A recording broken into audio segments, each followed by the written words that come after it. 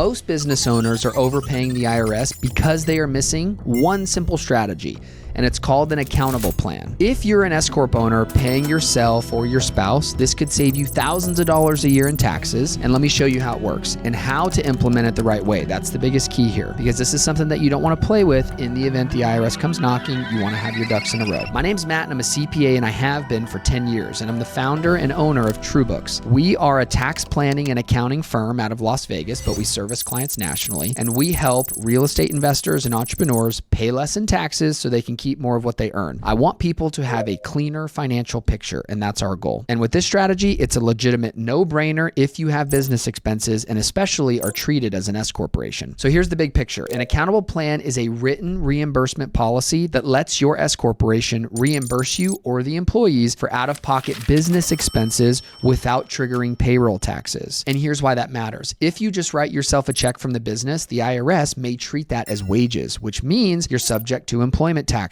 Medicare, Social Security. But if it's done through a valid accountable plan, the reimbursement is tax-free to you and it's still deductible to the business. That's what you want. That's a win-win. Now, here's how you implement it. Step one is going to be create the plan in writing. You are not required to by law, but trust me, this is going to protect you in the event you are audited. Your plan should outline a couple things. What type of expenses will be reimbursed? Who qualifies for reimbursement? And how do you submit documentation for the reimbursement? Step two is going to be make sure that the expense has a business connection, and this means that it has to be ordinary and necessary for your business. Remember those two rules of thumb, ordinary and necessary. This could be mileage, home office related, cell phone usage, internet, really anything legitimately used for business. Step three is going to be documentation. You or the employee must submit proof of the expense, so a receipt, a mileage log, a date of who, what, when, where, why, and you need to keep it organized. So find a way to do that with documentation every single time that you submit for reimbursement. And step four, substantiate it. This means that the employer, which is you in this case, confirms that it meets the IRS rules for reimbursement. And last, no excess payments. If you get reimbursed too much, that extra amount must be paid back.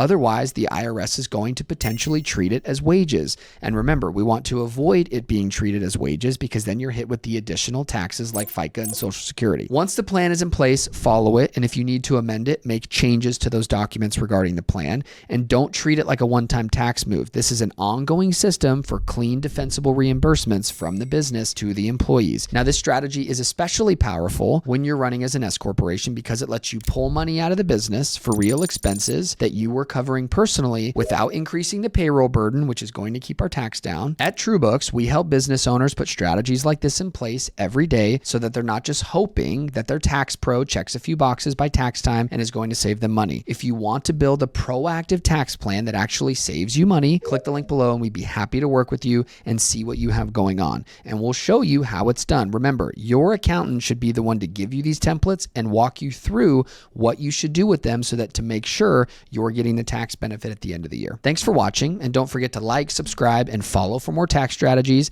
And if there's anything else that you'd want me to cover, please feel free to leave it down in the comments and I'd be glad to make another video on it. Talk to you soon.